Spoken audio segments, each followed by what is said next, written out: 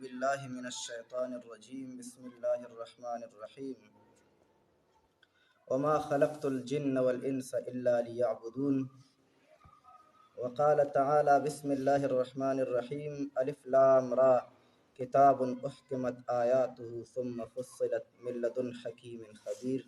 ألا تعبدوا إلا الله إنني لكم منه نذير وبشير. وقال تعالى في سورة الكهف: قل إنما أنا بشر مثلكم يوحى إلي أنما إلهكم إله واحد فمن كان يرجو لقاء ربه فليعمل عملا صالحا ولا يشرك بعبادة ربه أحدا. إذا تمندو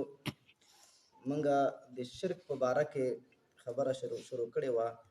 دو أقسام دي الشرك ذكر شل، يو شرك في الذات أو بل شرك في الصفات. او سنن به ان شاء الله دیو بل قسم شرک چې د آخري قسم د دغه په باره کې خبره کوو چې هغه ته ویل کېږي شرک فی الحقوق. شرک فی الحقوق څه ته ویل کېږي؟ د الله رب العزت په بنده باندې کوم حقونه دي. د الله رب العزت حق په موږ او تاسو دا دی چې موږ مونځ وکړو. د الله رب العزت حق په موږ او تاسو دا دی چې موږ روژه ونیسو. د الله رب العزت حق په موږ او تاسو دا دی چې موږ د خپل مال نه زکات ورکړو، جهاد کو. دا ټول حقوق دي د الله رب العزت په موږ تاسو باندې. یو سړی د الله د دین د پاره، د الله د دین د اوچتولو د پاره، د اسلامي نظام د حاکمیت د پاره هغه مجاهده کوي، هلې ځلې کوي. دا چې د هغه حق، دا حق د الله رب العزت د حقوق الله ویل کېږي. خو البته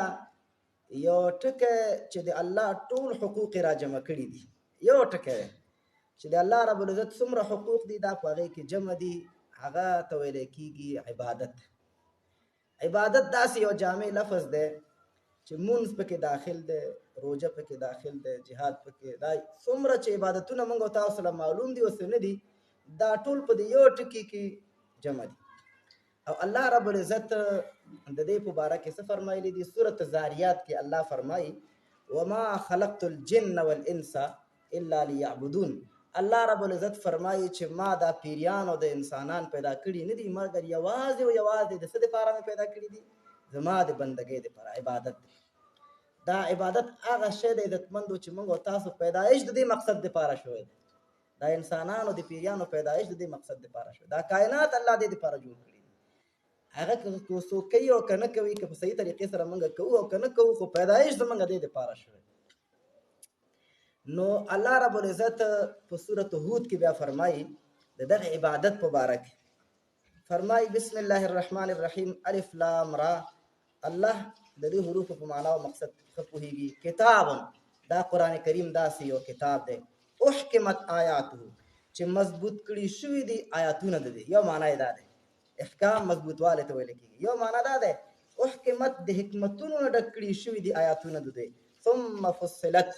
بیا یې وضاحت شوی دی، من لدن، د هغه ذات د طرف نه، حکیم چې د حکمتونو والا ذات دی، خبیر خبردار دی. ښه په دې قرآن کې چې دا دومره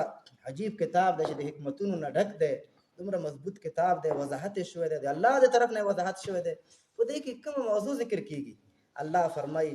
الله تعبدو الا الله. په دې کې موضوع دا ذکر کېږي چې د الله نه سوا به د بل چا د هېچ چا بندګي نه کړي. انسانان او پیریان به د الله نه سوا د بل چا بندګي، الله تعبدو بندګي به نه کوئ تاسو ای انسانانو پیریانو الا الله، مگر د یو الله بندګي به کوئ. انني لکم منه نذیر وبشیر. زه ستاسو دپاره د الله د طرف نه هم یره درکوونکی یم که چا دا عبادت ونه کړ، او هم زیره درکوونکی یم که چا عبادت ترسره کړي. او سورة کهف کې الله رب العزت فرمایي په آخرنۍ آیات کې نبی صلی الله علیه وسلم ته الله فرمایي: قل، اووایه ای پیغمبره، انما انا بشر مثلکم. دې خلکو ته ووایه، د آیات مخکې موږ ذکر کړو چې ای خلکو، زه هم یو بشر، یو انسان یم ستاسو په شان ته. یوحى الیه، البته فرق شته،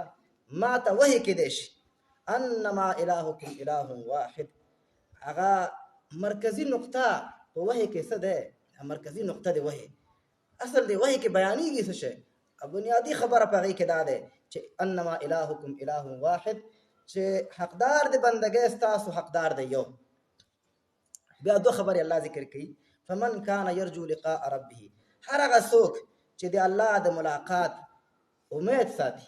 عقیده لري چې زه به یو وار د الله سره مخامخ کېږم نو هغه د دوه کارونه کوي یو فلیعمل عملا صالحا یو کار خو دا کوي چې د عمل صالح شروع کړي دویم ولا یشرک بعبادت ربه احدا د الله په عبادت او په بندګۍ کې د بل څوک شریکوي نه عبادت ور هغه ټکه راغی بیرته چې موږ تاسو ویل چې دا حقوق د الله څه دي ټولو کې لوی هغه یو ټکی چې ټول حقوق د الله جمع کړي دي هغه د عبادت ټکی او که عبادت کې څوک د الله سره شریک جوړ کړي د الله حق ونه منلو د الله حق ضایع کړو نو الله فرمای ولا یشرک بعبادت ربه احدا نو اوس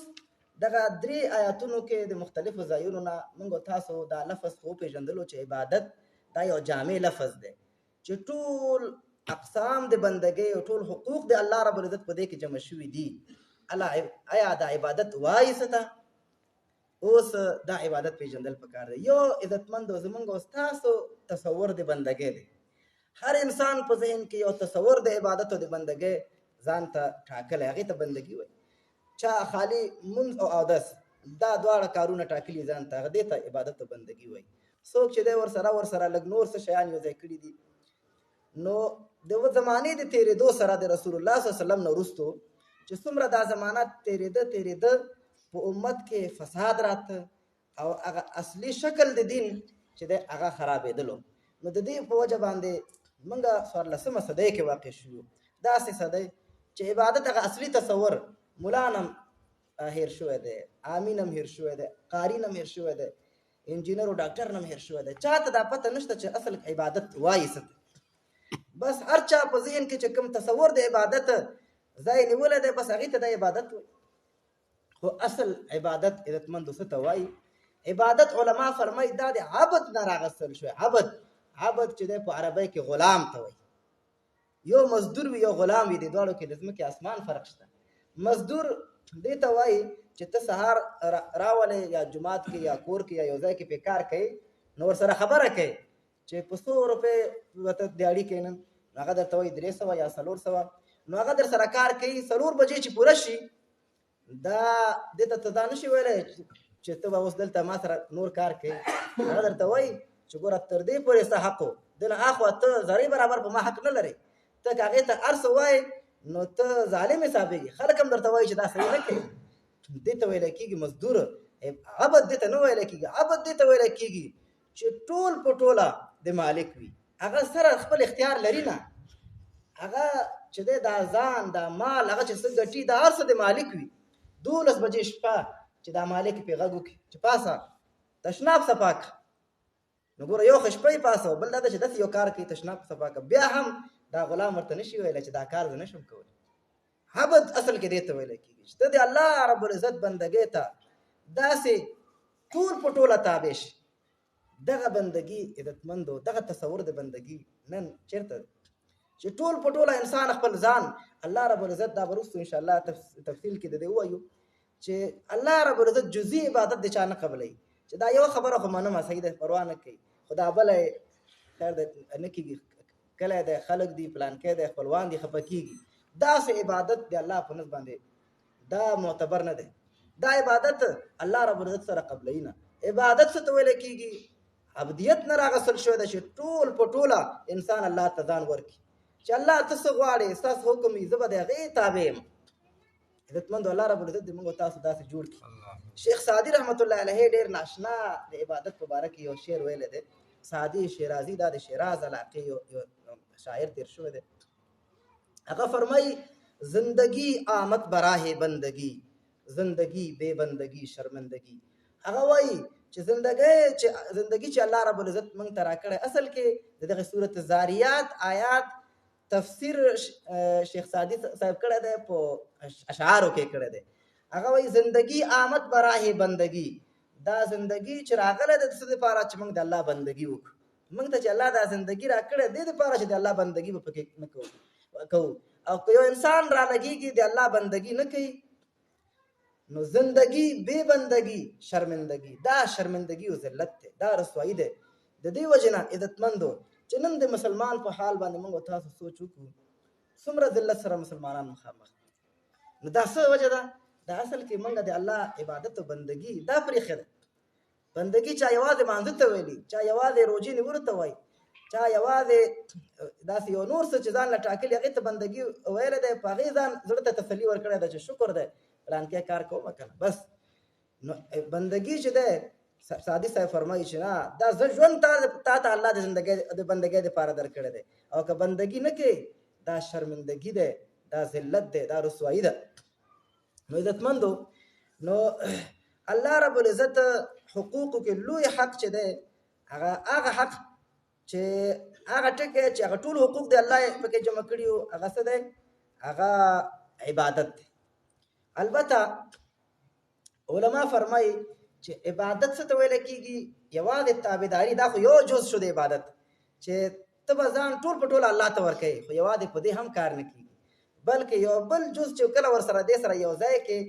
دا دواړه چې جمع شي دې نه بیا عبادت جوړېږي هغه څه شی دی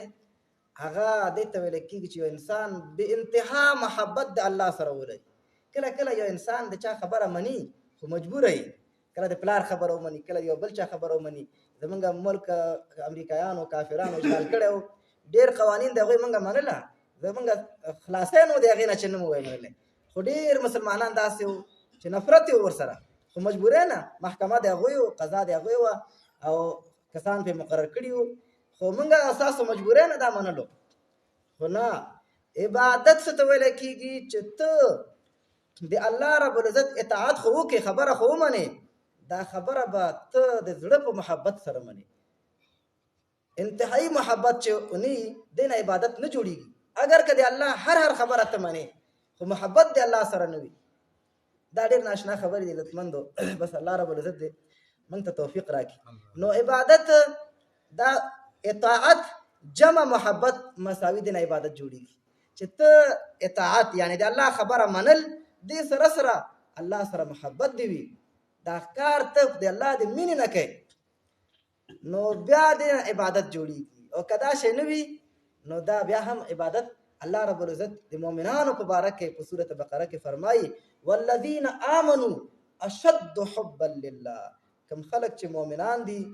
دوی بې انتها ډېر محبت د الله سره لري